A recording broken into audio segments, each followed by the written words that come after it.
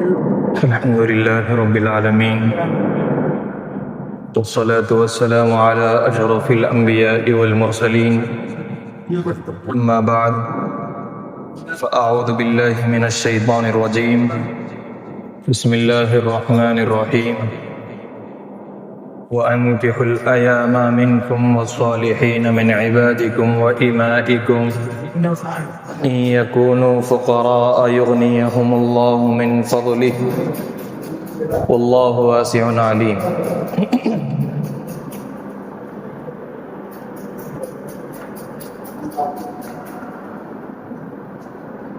صدق الله العظيم. وقال النبي صلى الله عليه وسلم: إن أعظم النكاح بركة أيسره مؤونة، أو كما قال عليه الصلاة والسلام. اللهم صل على محمد وعلى آل محمد كما صليت على إبراهيم وعلى آل إبراهيم إنك حميد مجيد. رب اشرح لي صدري ويسر لي أمري واحلل عقدة من لساني يفقهوا قولي.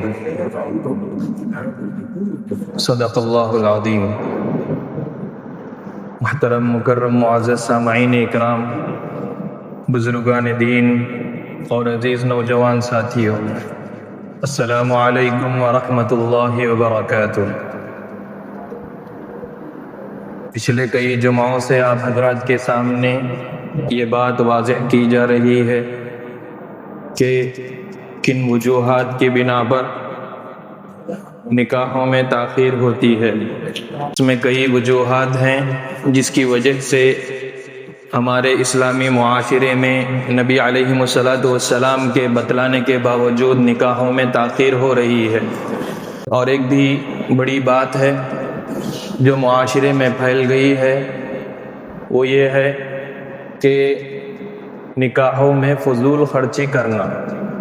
معاشرے میں ہر جگہ یہ بیماری بھی عام ہو گئی ہے کہ نکاح کو بڑا چڑھا کر کرنا چاہیے، بے جا دباؤ ڈالنا چاہیے، اور فضول اخراجات کے ذریعے سے والدین کے اوپر اتنی سختیاں کی جائیں کہ وہ نکاح میں تاخیر کرے.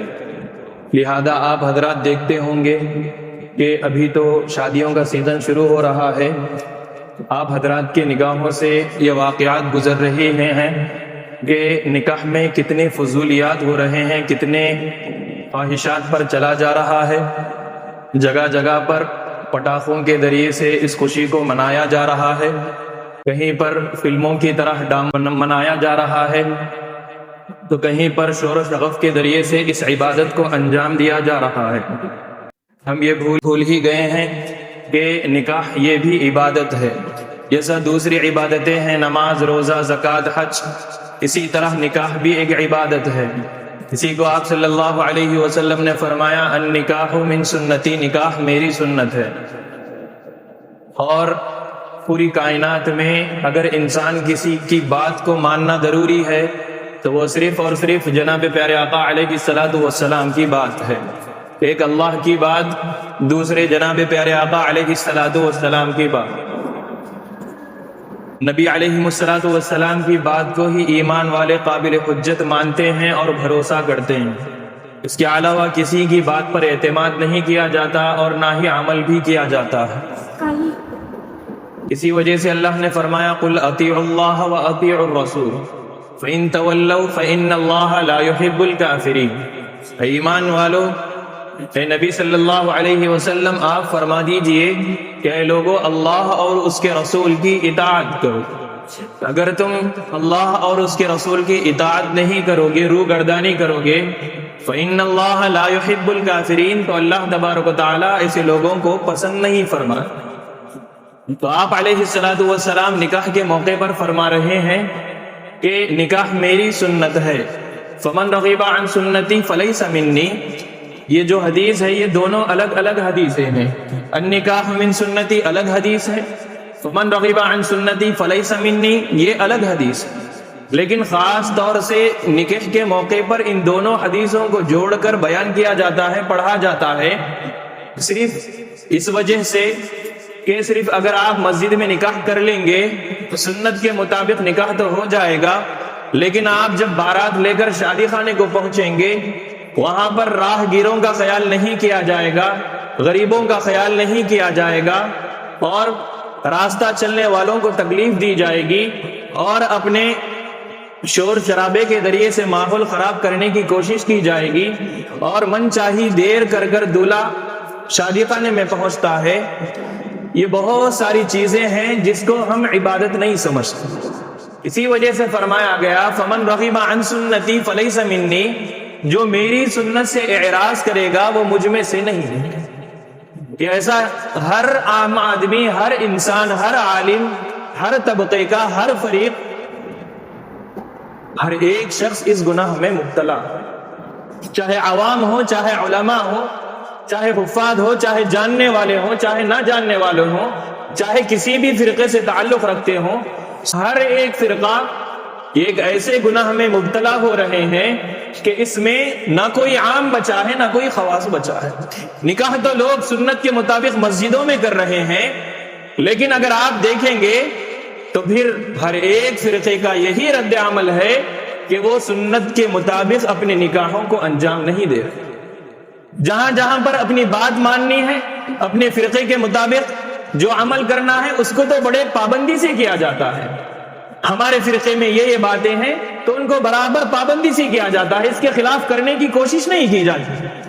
لیکن اگر بارات سے لے کر وداعی تک اگر ہم دیکھا جائے تو کوئی بھی سنت کے مطابق نہیں کرتے۔ اس بات سے پتا چلتا ہے کہ ہم نبی علیہ السلام کی انہی باتوں کو لینا چاہتے ہیں جو ہمارے مطابق ہوں۔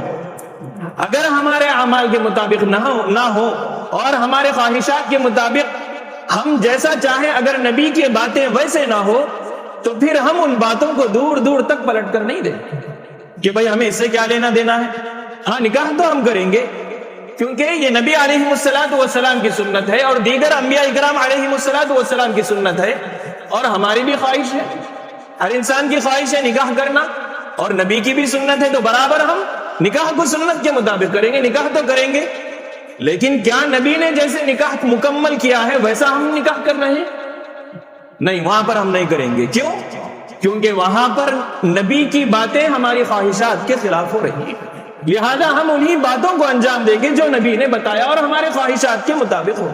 اگر وہ باتیں ہمارے نبی کی باتیں ہماری خواہش کے مطابق، ہماری خوشی اور مسرت کے مطابق نہیں ہوں گی تو پھر دین چلا جائے، نبی کی باتیں چلی جائیں، ہمیں کوئی پرواہ نہیں ہے، ہم عمل کرنے والے ہیں۔ تو بالکل ہمارا لائے حمل ایسا ہی ہو گیا جیسا کہ بنی اسرائیل کا تھا۔ پچھلے جمعوں میں ایک مثال کے ذریعے سے آپ کو یہ بات بتائی گئی تھی کہ بنی اسرائیل کا جو طبقہ تھا وہ انہی باتوں کو مانتے تھے جو ان کے خواہشات کے مطابق تھی، اور ان باتوں کو وہ نہیں مانتے تھے جو ان کے خواہش کے مطابق نہیں ہوتی تھی، یا پھر نفس پر بوجھ ہوتا تھا یا شاق گزرتا تھا، تکلیف پہنچتی تھی، تو وہ باتوں کو چھوڑ دیتے تھے، اس کی پرواہ بھی نہیں کرتے تھے۔ ہاں اگر کوئی بات توریت میں ایسی ہوتی جو ان کے خواہش کے مطابق ہے، جو وہ خود کرنا چاہتے تھے، اس پر تو بڑے خوشی سے عمل کرتے۔ لیکن اگر وہی باتیں، اگر کچھ ایسی باتیں ہوتی جو ان کے خواہش کے مطابق نہ ہوتی تو پھر اس کو دور دور تک پلٹ کر نہ دے۔ اللہ نے ان کی مثال بیان فرمائی، مثل الذین حملوا التوراۃ ثم لم يحملوها كمثل الحمار يحمل اسفارا، ان کی مثال ان گدھوں کی طرح ہے جن کے اوپر بوجھ رکھ دیا گیا۔ آج آپ کسی کے اوپر بخاری کا بوجھ رکھ دیجئے، کسی کے اوپر سنن ابن ماجہ کا بوجھ رکھ دیجئے، ابو داؤد کا بوجھ رکھ دیجئے، سب کے پاس علم ہے، سب کے پاس احادیث کا علم ہے، لیکن یہ ہمارے سروں کے اوپر ہے، کوئی اندر بات نہیں ہوتا۔ پوری سیاہ ستہ ہم جانتے ہیں، ہر ایک کو احادیث کا علم ہے، کہیں پر غلط بیانی کی جاتی ہے تو بتایا جاتا ہے کہ یہ حدیث میں نہیں ہے، یہ ایسا ہے، یہ صرف ایک دوسرے کے سامنے دکھانے کے لیے، عمل میں نہیں۔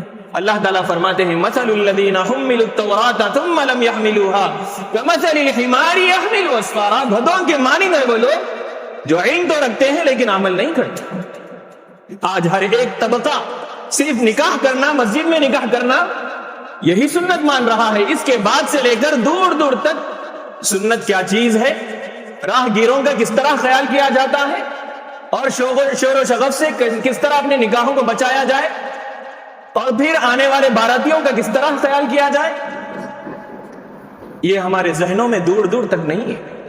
میرے عزیز و نوجوانوں، یہ ایک بہت بڑی برائی ہمارے معاشرے میں پھیل رہی ہے، اور لوگوں میں یہ سمجھا جا رہا ہے کہ اگر کوئی آدمی سادگی سے نکاح کرتا ہے، اگر کوئی آدمی بغیر شور شرابے کے نکاح کرتا ہے، تو وہ ہمارے معاشرے میں بہت ہی کمزور اور بہت ہی کم ظرف، بہت کم پیسے والا مانا جاتا ہے۔ حالانکہ یہ تو آپ علیہ السلام کی سنت ہے۔ نبی علیہ السلام نے فرمایا ان اعظم النکاح برکۃ ایسرہ مؤونہ، نکاحوں میں بہترین نکاح وہ ہے جس میں فضول خرچیات سے بچایا جائے۔ ان اعظم النکاح میسر، اللہ کے نبی علیہ السلام فرماتے ہیں کہ بہترین نکاح وہ ہے جس میں کم سے کم خرچ کیا جائے اور کسی کو تکلیف نہ ہو، نہ والدین کو تکلیف ہو، نہ لڑکی کے والد کو تکلیف ہو، نہ لڑکے کو تکلیف ہو کہ وہ قرضوں میں پڑ جائے، کسی کو تکلیف نہ ہو۔ بالکل ایسا نکاح اگر کوئی شخص کرتا ہے تو اللہ کے نبی علیہ السلام فرماتے ہیں کہ اس نکاح میں برکت بھی ہوگی، اس نکاح میں اللہ کی رحمت بھی شامل ہے۔ لیکن ہم اس کو کمزور سمجھتے ہیں، معاشرے میں حقیر نگاہ سے اس کو دیکھا جاتا ہے، اور یہ ہمارے اخراجات کب سے بنتے ہیں؟ جب سے اگر ہم لڑکی کو دیکھیں یا لڑکے کو دیکھیں، اسی وقت سے ہم اپنے اخراجات کو بڑھاتے رہتے ہیں، جس کو ہم منگنی کہتے ہیں۔ منگنی کیا ہے؟ لڑکی کا رشتہ مانگنے کے لیے جانا، لڑکی کے گھر والوں کے پاس جا کے رشتہ مانگنا، اس کو منگنی کہتے ہیں۔ چاہیے تو یہ تھا کہ والدین اور ایک دو رشتہ دار جائیں اور لڑکی سے اپنے لڑکے کے لیے رشتہ مانگے، کیونکہ پچھلے جمعے میں بھی بتایا گیا تھا کہ نبی علیہ السلام نے رشتے کے انتخاب کے لیے، لڑکے اور لڑکی کے رشتے کے انتخاب کے لیے چند چیزیں بتائیں۔ اگر ان کے مطابق لڑکا بھی ہو یا لڑکی بھی ہو تو اب بات پکی ہوتی ہے، جس کو ہمارے معاشرے میں منگنی کے نام سے کہا جاتا۔ اس میں بھی ہم لوگوں کو بلاتے ہیں، رشتہ داروں کو بلاتے ہیں، اور اتنا ڈھنڈورا پیٹا جاتا ہے، شادی خانے میں بڑی دعوت کر کے بلایا جاتا ہے، جس کے اوپر والدین کے اوپر یہیں سے اخراجات میں فضول دباؤ ان کے اوپر ڈالا جاتا ہے، یہیں سے والدین کے اوپر پریشر ڈالا جاتا ہے، پھر جہیز کی لعنت ان کے اوپر ڈال دی جاتی ہے، پھر قرضوں کے بوجھ میں ڈال دیا جاتا ہے، اور جہیز کے تلے بچیوں کو دفن کر دیا جاتا ہے۔ دھیرے دھیرے والد اتنا بے بس ہو جاتا ہے کہ ایک نکاح کے بعد اگر اس کے گھر میں دوسری لڑکی نکاح کے لیے بیٹھی ہوئی ہے، اب وہ دوسری لڑکی کے لیے نکاح کے لیے عاجز ہو جاتا ہے، اس کے لیے کوئی اسباب نہیں ہوتے دوسری لڑکی کا نکاح کرنے کے لیے، صرف ایک نکاح میں لاکھوں روپے خرچ کیے جاتے ہیں۔ وہیں پر اگر گھر میں دو لڑکیاں ہیں تو دوسری نکاح کے لیے، دوسری لڑکی کے لیے والد قرضوں میں ڈوب جاتا ہے، وہ بے بس ہو جاتا ہے، معاشرے کے احوال کو دیکھ کر قرضوں سے نکلنے کے لیے کوئی راستہ اس کے لیے ہموار نہیں ہوتا، اور مدد بھی کرنا نہیں جانتا۔ یہ معاشرے میں ہماری بڑی غلطیاں ہو رہی ہیں، جس کی وجہ سے نہ صرف ہم اپنے آپ پر بلکہ پورے معاشرے میں، پورے والدین کے اوپر یہ جو اعمال ہم کر رہے ہیں ان کے اوپر بوجھ بنتے جا رہے ہیں، جس کی وجہ سے ایک سب سے بڑا سبب یہ بھی ہے کہ نکاحوں میں تاخیر ہو رہی ہے اور لوگ زنا میں مبتلا ہو رہے ہیں۔ کیا صحابہ اکرام نے ایسے ہی نکاح فرمائے تھے؟ صحابہ اکرام کی تعلیمات فضولیات سے بچنا، کیونکہ اللہ تبارک و تعالیٰ نے فرمایا ان المبذرین کانوا اخوان الشیاطین، فضول خرچ کرنے والے تو شیطان کے بھائی ہیں۔ بالکل سادہ نکاح صحابہ اکرام فرماتے تھے، کوئی فضول خرچی ان کے پاس نہیں ہوتی تھی، جیسا نبی نے فرمایا ان اعظم النکاح برکۃ ایسرہ مؤونہ، سب سے بہترین نکاح وہ ہے جو فضول خرچیات سے بچایا جائے اور اس میں اللہ کی رحمت اور برکت ہے۔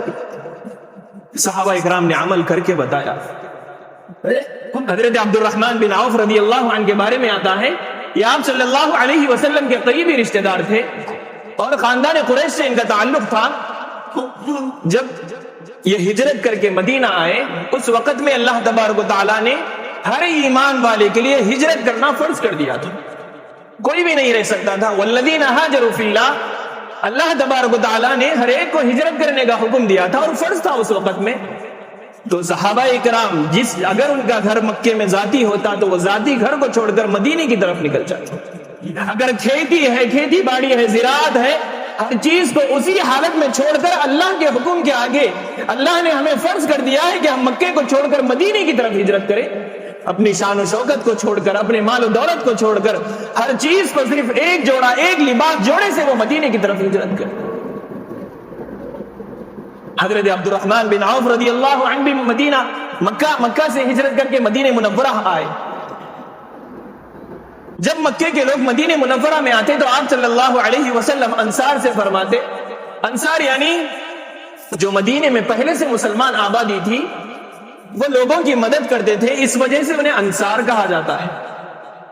آپ صلی اللہ علیہ وسلم انصاری صحابہ سے فرماتے کہ یہ مکے کے مہاجرین ہیں, ان کے پاس نہ مال ہے, نہ دولت ہے, نہ کپڑا ہے, نہ گھر ہے, بیوی بھی نہیں ہے. اگر بیوی بھی کافر ہوتی تو اس کو اسی حالت میں چھوڑ کر آ جاتا. لہذا میں تمہارے سامنے یہ بات رکھتا ہوں کہ تم ان مہاجرین کو اپنا بھائی بنا لو اور ان کو اپنے گھر کا ایک حصہ بنا لو, تاکہ ان کی غربت, تاکہ ان کا فقر و فاقہ, تاکہ ان کی بے چینی ختم ہو جائے اور یہ معاشرے میں تمہاری ہی طرح آرام سے ایمان کی حالت میں زندگی گزار سکے. آپ صلی اللہ علیہ وسلم نے کتنا بہترین مقام فرمایا تھا, کتنی بہترین باتیں بتائی تھی. آج بھی اگر کوئی غریب ہے, کوئی تنگ دست ہے, کوئی دوسرا شہر چھوڑ کر ہمارے شہر میں آتا ہے, تو ہر ایمان والے کو چاہیے کہ اس کو اپنا بھائی بنائے. جیسا صحابہ کرام نے مہاجرین کو اپنا بھائی بنایا, ان کی تنگ دستی دور کی, ان کے دلوں کی تکلیف کو دور کی, ان کے معاشرے کی تکلیف کو جو دور کی, اگر کوئی ہجرت کر کے اپنی جان کو بچانے کے لیے یا اپنے ایمان کی حفاظت کے لیے اگر شہر چھوڑ کر آتے ہیں, تو اب ہر ایمان والے کے لیے ضروری ہے کہ وہ بھائی بنا کر ان کے اخراجات کو سنبھالے. تو حضرت عبد الرحمن بن عوف رضی اللہ عنہ کیونکہ بڑے خاندان کے تھے, آپ صلی اللہ علیہ وسلم نے فرمایا کہ کون ان کو اپنا بھائی بنانا چاہتا ہے. اور آپ صلی اللہ علیہ وسلم بھی جانتے تھے کہ عبد الرحمن بن عوف بڑے خاندان کے ہیں, بڑے امیر گھرانے میں سے ہیں. اگر کوئی عام آدمی ان کو اپنا بھائی بناتا ہے تو پھر ان کے حقوق کی حق تلفی ہو سکتی. اللہ کے نبی علیہ السلام اگر کسی مہاجر کو کسی انصاری صحابی کے سپرد کرتے تو ان کا مقام و مرتبے کا بھی لحاظ کرتے. وہ کتنے دولت مند ہیں, ان کے پاس کیسے حالات ہیں, انہی کے مطابق ان صحابی کو رکھا جاتا. اسی وجہ سے رشتے کے لیے بھی کہا جاتا ہے کہ رشتہ وہیں پر کرنا چاہیے جہاں پر ہمارے مقابل ہو. اگر ہم بڑے اونچے گھرانے میں کریں گے تو پھر باپ کو شرمندگی ہوگی اور پھر رسوائی کی باتیں ہوں گی, طرح طرح کے باتیں اور طرح طرح کے الزامات ان کے اوپر کھڑا کر پوچھیں. ہماری حیثیت کے مطابق, ہمارے اسٹیٹس کے مطابق رشتہ دیکھنا چاہیے. آپ صلی اللہ علیہ وسلم نے فرمایا کہ کون ہے جو عبد الرحمن کو اپنا بھائی بنانا چاہتا ہے. حضرت سعد رضی اللہ تعالی عنہ تھے, وہ بھی ایک قبیلے کے سردار تھے. آپ صلی اللہ علیہ وسلم نے حضرت عبد الرحمن بن عوف رضی اللہ عنہ کو ان کے سپرد کیا اور فرمایا کہ آج سے آپ ان کے بھائی ہیں, لہذا آپ دونوں اب بھائی بھائی بن کر رہیں گے.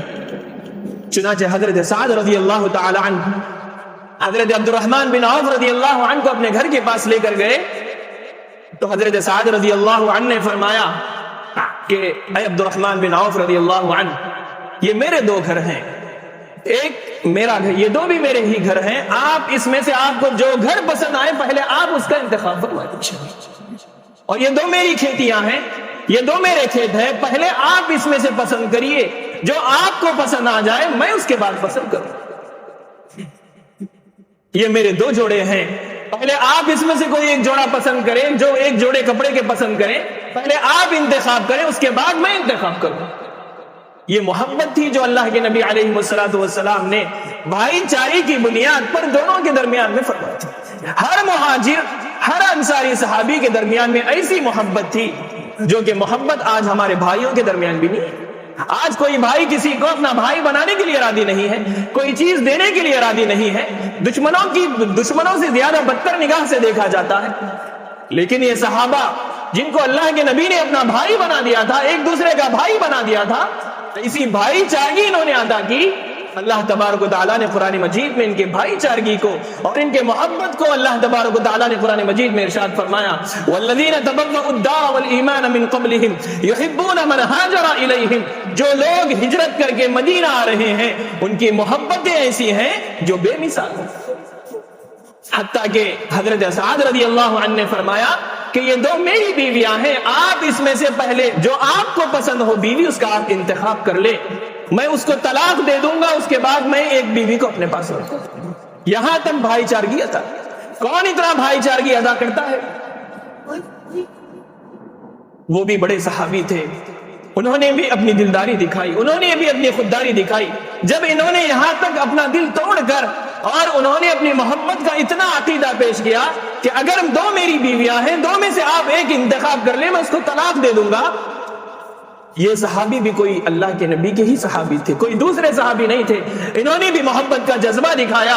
انہوں نے فرمایا کہ اے سعد، میں بھی خوددار ہوں، میں بھی امانت دار ہوں، میں بھی باحیا ہوں، آپ مجھے بازار کا راستہ بتلا دیجیے، آپ مجھے بازار کا راستہ بتا دیجیے، میں وہاں پر جا کر محنت کروں گا، میں اپنی محنت سے کماؤں گا، میں اپنی محنت سے اپنا گھر بناؤں گا، میں کسی پر بوجھ بننا نہیں چاہتا، اگرچہ کہ میں ہجرت کر کے آیا ہوں لیکن میں آپ پر بوجھ بننا نہیں چاہتا۔ چنانچہ حضرت سعد رضی اللہ عنہ نے ان کو بازار کا راستہ دکھایا۔ حضرت سعد رضی اللہ عنہ پردیسی آدمی تھے، ان کے پاس کوئی چیز نہیں تھی اور مزدوری بھی نہیں کرے ہو۔ آدمی کے پاس اگر کچھ نہ ہو تو بازار جا کر مزدوری کرتا ہے، کسی کا بوجھ اٹھا لیتا ہے، اس کے بدلے میں کچھ پیسے مل جاتے ہیں۔ حضرت عبد الرحمن بن عوف رضی اللہ عنہ نے بازار کے حالات دیکھے، دیکھ کر جہاں پر ہول سیل میں چیزیں ملتی ہیں وہاں پر گئے، جا کر ان سے ادھار مال خرید کے نقد بیچ دیا۔ نقد بیچ کے اس میں سے جو منافع ہوا، جتنے پیسے آمدنی ہوئی، جو جن کے پاس سے ادھار لیا تھا ان کو واپس کر دیا، اور بچے کچھ پیسوں سے انجیر لی اور کچھ چیزیں جو گھر کے ضروریات کے سامان کی چیزیں تھی وہ خرید کر اپنے پاس رکھ کر حضرت سعد رضی اللہ عنہ کی خدمت میں حاضر ہوئے اور فرمایا کہ یہ آج میرے دن کی محنت کی مزدوری ہے، آج کے دن کی میری تجارت ہے، آپ اس میں سے آدھا رکھ لیجیے۔ انہوں نے بھی اپنی بھائی چارگی کا حق ادا کیا۔ تو حضرت عبد الرحمن بن عوف رضی اللہ عنہ نے بھی فرمایا میں آپ پر بوجھ نہیں بننا چاہتا اور میں یہ اوپر آپ پر بھی احسان نہیں کر رہا ہوں، کیونکہ آپ میرے بھائی ہیں، لہذا آج سے میری کمائی کا جتنا حصہ ہوگا اس میں آدھا حصہ آپ کا بھی۔ یہ تھے صحابہ اکرام کے اخلاق۔ پھر چند دن ہوئے، آپ نے اپنا گھر خریدا اور پھر وہیں پر نکاح بھی فرمایا۔ ایک دن مسجد نبوی میں آئے اور آپ صلی اللہ علیہ وسلم کے پیچھے نماز پڑھ رہے تھے۔ آپ صلی اللہ علیہ وسلم نے ان کو دیکھا تو ان کے اوپر زعفران، ان کے کپڑوں کے اوپر زعفران کا کلر لگا ہوا تھا۔ اس زمانے میں خوشبو کے لیے بھی استعمال کیا جاتا تھا اور رنگ چڑھانے کے لیے بھی زعفران کا رنگ مکے میں اس کا استعمال کیا جاتا تھا۔ آپ صلی اللہ علیہ وسلم نے فرمایا عبد الرحمن کیا آپ کا نکاح ہو گیا؟ انہوں نے کہا ہاں اللہ کے نبی صلی اللہ علیہ وسلم میرا نکاح ہو گیا۔ تو آپ علیہ السلام نے فرمایا کہ آپ نے ولیمہ کر دیا؟ تو انہوں نے کہا کہ نہیں اللہ کے نبی ابھی ولیمہ میں نے ابھی نہیں کیا۔ تو آپ علیہ السلام نے فرمایا تو بشاتن، آپ ایک بکری ہی کے ذریعے کیوں نہ ہو ولیمہ کر دو۔ آپ صلی اللہ علیہ وسلم اگر چاہتے تو عبد الرحمن بن عوف رضی اللہ عنہ سے یہ فرماتے کہ میں تمہارا نبی ہوں اور میں مسجد نبوی میں ہوں، مدینہ منورہ میں ہوں، تمہارا امام ہوں، تمہارا رشتہ دار ہوں، تم نے اپنا نکاح بھی کر لیا لیکن مجھے امتی ہونے کے ناطے، میں نبی ہونے کے ناطے تمہیں مجھے بتانا بھی گوارا نہیں کیا، اور میں امام ہوں، امام ہونے کی حیثیت سے آپ نے مجھے نکاح کا پیغام پہنچانا اور بتانا گوارا بھی نہیں کیا۔ یہ نہیں فرمایا اللہ کے نبی علیہ السلام نے، بلکہ فرمایا کہ تم ایک بکری خریدو، کیونکہ اس زمانے میں بکریاں بہت زیادہ سستی تھی۔ آج تو بکریاں بہت مہنگی ہیں لیکن اس زمانے میں سستی تھی۔ اللہ کے نبی نے فرمایا کہ اگر تم نے نکاح کر لیا ہے تو تم ایک بکری ہی کے ذریعے کیوں نہ ہو ولیمہ کر دو۔ یہ نہیں فرمایا کہ مجھے دعوت دو، مجھے بھی بلاؤ ولیمے میں، اور ولیمے کی دعوت۔ آج اگر کوئی رشتہ دار کسی رشتہ دار کو دعوت میں نہیں بلاتا، یہ سمجھتا ہے کہ اگر میں کم اخراجات کے ذریعے سے نکاح کروں گا اور اس کی وجہ سے میری بدنامی ہو گیا، وہ بلاتا نہیں ہے، تو لوگ اس کو طعنے دیتے ہیں، تم رشتہ داری کو توڑ رہے ہو، تم رشتہ داری کا خیال نہیں کر رہے ہو۔ امام حضرات کہتے ہیں امام صاحب کو نہیں بلایا، ان سے بات نہیں کی جاتی، اس طرح سے رشتے توڑتے چلے جاتے ہیں۔ اگر کوئی شخص اب کے زمانے میں نبی علیہ السلام کی ایک سنت کو زندہ کرنا چاہتا ہے، ادھر سے اس کے رشتہ دار رشتہ توڑ دیتے ہیں، ادھر سے مسجد کے متولیان اکرام اس کا رشتہ توڑ دیتے ہیں، ادھر سے پڑوسی حضرات اس کا رشتہ توڑ دیتے ہیں۔ کیوں؟ شادی میں نہیں بلائے، دعوت میں نہیں بلائے، بلائے بھی چند لوگوں کو تو پورے لوگوں کو دعوت میں۔ لڑکی کے والد کے اوپر کیا بوجھ بنے گا کیسے اس کے حالات سنوریں گے، کیسے وہ تنگدستی سے باہر نکلے گا، اس کا کوئی احساس نہیں ہے. بس بوجھ ڈالو ڈالو. پیارے آقا علیہ السلام آئے تو لوگوں کے بوجھ ختم کرنے کے لیے آئے. پیارے آقا علیہ السلام آئے تو جہیز کی لعنت کو ختم کرنے کے لیے آئے. پیارے آقا علیہ السلام آئے تو نکاح کو آسان کرنے کے لیے آئے. لیکن افسوس صد افسوس سے یہ بات کہنی پڑتی ہے کہ آج ہر معاشرے میں، ہر طبقے میں، ہر فرقے میں نکاح تو خطبے نکاح تو مسجد میں آسانی کے ساتھ کر رہے ہیں اور سمجھ رہے ہیں کہ ہم نے نبی کی سنت زندہ کر دی. لیکن اس کے بعد خطبے سے لے کر نکاح کے اختتام تک اگر آپ دیکھیں گے تو دور دور تک سنت کا کوئی پرواہ نہیں. چلنے والوں کو تکلیف دی جا رہی ہے.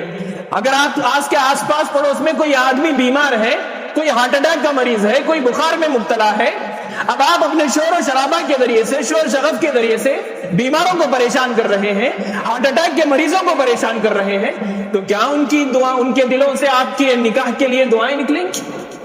وہ تو لوگ کہیں گے برباد ہو جائے جو ہمارے سکون کو غارت کر کے رکھے. ایک جگہ نکاح ہوتا ہے، سارے محلے میں ڈھنڈورا پیٹ پیٹ کر ہر ایک کی نیندوں کو خراب کر دیا جاتا ہے، جیسا کہ یہی بڑی سنت کو زندہ کر رہے. کیا بھئی دوسری عبادتیں نہیں تھی؟ صحابہ اکرام نے ہر عمل اللہ کے نبی سے پوچھ کے نہیں تھی. اللہ کے نبی میں کپڑے پہن رہا ہوں، پہنوں یا نہیں؟ اللہ کے نبی مجھے پانی پینا ہے، پیوں کیا نہیں پیوں؟ اللہ کے نبی مجھے کپڑے پہننا ہے، پہنوں یا نہیں پہنوں؟ حضرت عبد الرحمن بن عوف رضی اللہ عنہ کو بھی معلوم تھا یہ جیسی دیگر عبادتیں ہیں، نکاح بھی عبادت ہے. کوئی ڈھنڈورا پیٹ کر بتانا مقصد نہیں ہے، جیسا کھانا کھانا بھی ہماری ضروریات میں شامل ہے، نکاح بھی ایک ضروریات میں شامل ہے. لہذا اس کو آسانی سے آسانی کیا. نبی کو تک نہیں بلایا اور نبی نے شکایت بھی نہیں کی کہ آپ نے ہمیں اپنے نکاح میں کیوں نہیں بلایا. میرے عزیزوں نوجوانوں، نکاح جو ہے لڑکیوں کے اوپر، لڑکی کے والدین کے اوپر بوجھ بننے کے لیے نہیں آیا. نکاح اگر سادگی سے کیا جاتا ہے تو یہ بے حیائی اور بے شرمی کی وجہ سے نہیں، بلکہ نبی علیہ السلام کی سنت سمجھ کر کیا جاتا ہے. لیکن افسوس صد افسوس ہم اس سنت کو بھی اپنے خواہشات کے تلے روند رہے ہیں اور اللہ کی اس آیت کے مصداق ہو رہے ہیں. ان اللہ لا يحب الکافرین، جو اللہ اور اس کے رسول کی اطاعت نہیں کرتا، اللہ تبارک و تعالیٰ کے ناپسندیدہ بندوں میں سے وہ ہے. آخر میں ایک ہی بات بتا کے اپنی بات کو ختم کرتا ہوں. خطبے میں نے آیت پڑھی، اللہ تبارک و تعالیٰ فرماتے ہیں وَأَنكِحُوا الْأَيَامَ مِنكُمْ وَالصَّالِحِينَ مِنْ عِبَادِكُمْ وَإِمَائِكُمْ إِنْ يَكُونُوا فُقَرَاءَ يُغْنِهِمُ اللَّهُ مِنْ فَضْلِهِ. اللہ تبارک و تعالیٰ فرماتے ہیں جو بے نکاح ہیں چاہیے کہ وہ نکاح کر لے. اللہ تبارک و تعالیٰ یہ نہیں فرما رہے کہ آپ نکاح کے لیے مال کو جمع کرو، آپ نکاح کے لیے جہیز کو جمع کرو، نکاح کے لیے شادی کا بڑے عمدہ شادی خانے کا انتخاب کرو، نکاح کے لیے اتنے کپڑوں کا انتخاب کرو. اللہ تعالیٰ فرماتے ہیں جو بے نکاح ہے نکاح کر لو، جیسے بھی چاہے نکاح کر دو. وَأَنكِحُوا الْأَيَامَ مِنكُمْ وَالصَّالِحِينَ مِنْ عِبَادِكُمْ وَإِمَائِكُمْ، اور اگر تمہاری ماتحتی میں غلام ہیں یا باندیاں ہیں تو ان کے بھی نکاح کروا دو. اگر آپ کو ڈر ہے کہ تم محتاج ہو سکتے ہو، کیونکہ بہت سارے لوگوں کو یہ ڈر ہوتا ہے کہ نکاح اگر ہم لڑکے اور لڑکیوں کا نکاح کر دیں گے تو ہمارے گھر سے ہمارا مال ختم ہو جائے گا، ہم غریب ہو جائیں گے، ہم تنگ دست ہو جائیں گے. اللہ تعالیٰ ان کے ڈر کو دور کر رہے ہیں. یکونوا فقراء یغنیہم اللہ من فضلہ، اگر تم لوگ اس بات سے نکاح نہیں کر رہے ہو کہ کہیں ہم محتاج ہو جائیں گے، ہمیں فقر و فاقہ آ پکڑے گا، تو ہرگز نہ